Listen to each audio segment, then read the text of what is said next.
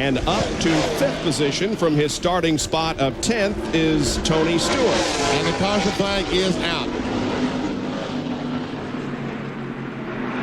And so for the second time this afternoon, the caution comes out.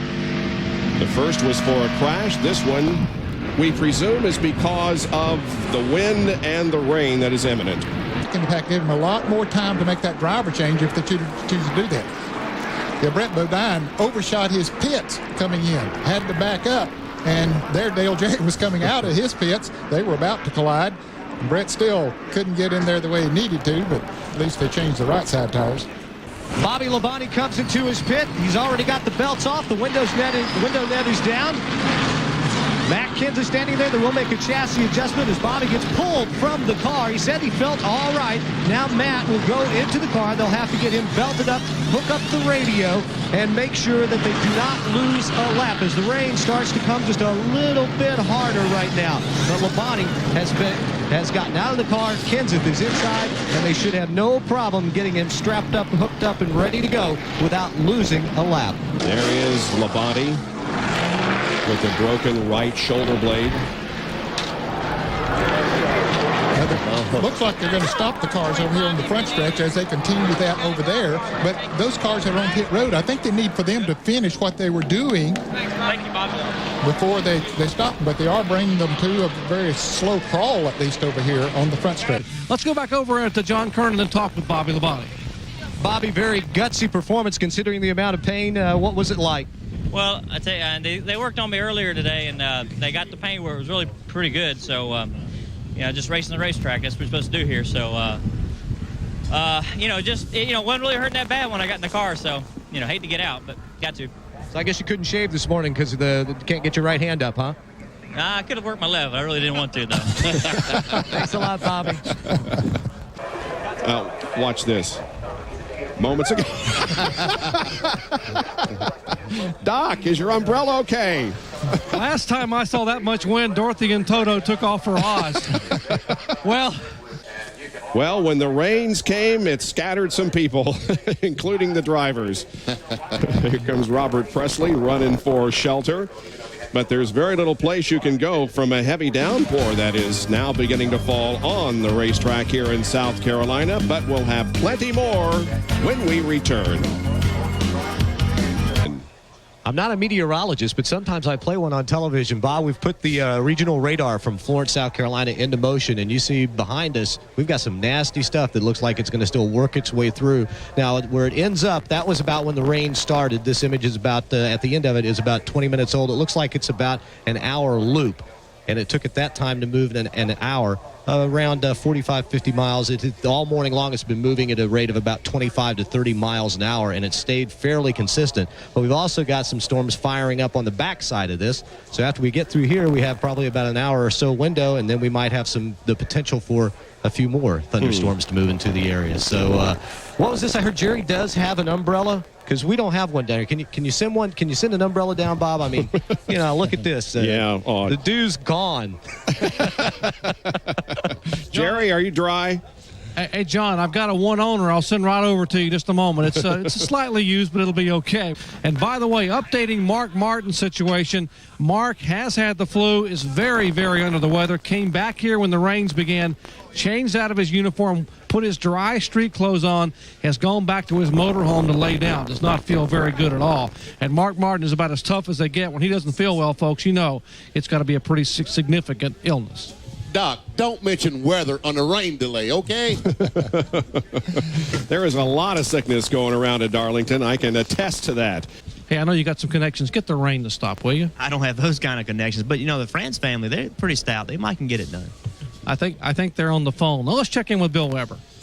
Okay, hiding out with Michael Waltrip, and just an entertaining few minutes here, but why are you 27th? You started better than that, didn't you? Yeah, I started up there in 13th. And lucky 13th. That's right, and that's part of my story I was wanting to tell you about. Crept my way up to 11th, was just getting ready to crack into the top 10 and told the guys, I said, I got this figured out. I want to run about 30 or 40 laps, move into the top 10, the car be good, and then it rained, and we can sit around with our chest out making decisions on how we're going to win the race.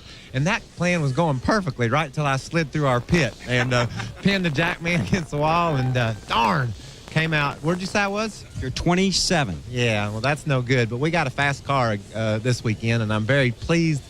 Where's my PR man? I ain't even got a Phillips hat on, but I'm pleased with the Phillips Electronics, Klausner Furniture Chevrolet. I believe we're going to turn this into a commercial interview, but I'm happy with that. And I'm also happy with Kentucky Wesleyan. What a program out of Owensboro. They just seem to do it right in Owensboro. You know, the guy leading the races from Owensboro. I'm from Owensboro, 3-time champion DW. Nick Varner, pool shooting champion. Wesleyan, 7 Division II titles, more than any other school. In college basketball. Yeah, for the viewers that just tune in to RPM tonight and NASCAR today and just care about racing, basketball is important to us from Kentucky. And, of course, University of Kentucky plays tonight at 5 o'clock. So if the rain will cooperate in some form or another, either quit or keep going, I'll be tuned into that. So. How's your jack man? He's fine. He's bigger than I am, and so I'm trying to avoid him. Right now, he's over under the garage, and when he comes over here, I'm going to go over there. Okay, we'll let you go high. Thanks for talking to me. Yeah, thanks for having me. You know, we made some adjustments, and this monsoon ever gets over with, maybe we'll see. Can you believe these fans up here, John? No, I can't. It's incredible. They're still staying in the stands, isn't it? It's thundering, it's lightning, and I guarantee at least a third of these fans are still up. I love race fans, man. I love race fans. Now, Benny and Bob and Ned, they've got the cushy job up there in the suite. Nice and quiet, protected, caviar and shrimp. We're working guys. I just got an umbrella. I mean, they gave Jerry an umbrella. I didn't even have an umbrella. Can you believe that? Well, Jerry don't like get his hair messed up. You know what I mean? So I can understand that. Hey.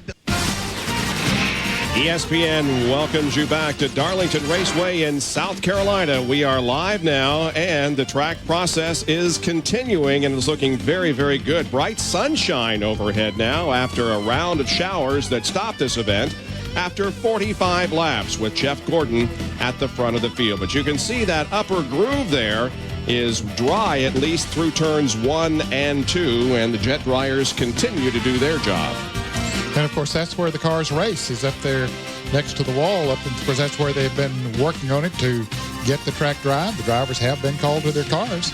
Another positive sign, John Andretti has climbed into his STP Pontiac and is getting the helmet on, so everything's looking very favorable here. Hey, Doc, what's that noise I hear behind you? Music to my ears, guys. They are firing them up. The sun is shining. Let's get it on at the track Too Tough to Tame. I see Steve Park, and there we see some rain in the puddles. The wind is blowing, and the fans Had trouble here. Trouble! A big wreck. Kenny Irwin is involved. Jerry Nadeau is running right ahead of Jeff Burton is involved, and Jeff, I believe, is also, is he not? It looks like, I think the front of his car is all messed up. The 99 car, the right front tire is going the wrong way. He's made contact with someone. Yes, he has. But the caution flag is out. Will it run 45 miles per hour? Because there is some rain. And still some activity here on the front stretch. Ernie Irvin becomes involved. I think he had spun coming off turn 4. And there we see Jeff Burton with that right front wheel towed out 3 or 4 inches. Bill Weber? It is towed out. They're telling him stay on the racetrack, stay on the racetrack. The reports say this rain is here to stay. Jeff Burton very, very upset and frustrated, but did take the caution. They continue to talk to him, but the car is towed out. That's Jeff Burton, and the wreck has started. The wreck has started. There we see Burton gets in the back of Jerry Nadeau. He goes up and smacks the wall. And I guess that's where he did the damage to the right front. Outside wall, Kenny Irwin down toward the inside, and Craven, and Jeff Gordon hits Nadeau. It's got the right front knocked off of it, and he's already broke the interliner. I mean, the interliner's gone down on the tire. So, the good Lord willing, we're going to win this race. If he, that's just all I can say. And it looks like it's coming down. Doesn't it feel good?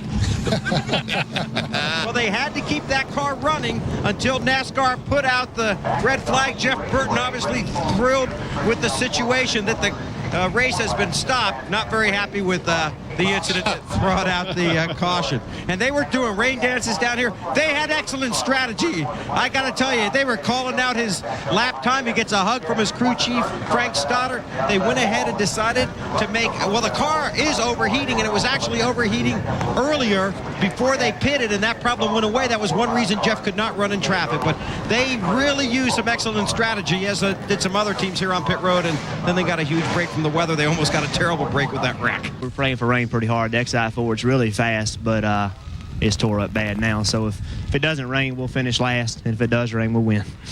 Well, that might be justice, though, considering what you told us earlier today when you said, you've led the most laps here a number of times, dominated Darlington, but never been able to go to victory lane. It might be appropriate to take a car that looks like it has been beaten by a sledgehammer over to victory lane. They are celebrating down here as the rain clouds open up, and Jeff Burton, you have won the 43rd Transouth 400. Congratulations. I have to tell you, I'm a little speechless. To win Darlington means a lot to me, and win like that, I don't know how you can do it much better than that. A couple of years ago, you showed a tremendous amount of class when you rubbed Jeff Gordon. He was going for $1 million. You guys backed away. He won the $1 million. You said in the garage area, my day will come. My friend, it is here. Congratulations. Well, it's going to be a lot of fun driving that tore-up thing in victory lane, because it's we might have to get a lift gate to get it up on there, but we're going to take it however we can get it. We had a great pit stop, got us in front of everybody. We made the right calls on the car, and that got us the win. And we're having luck right now.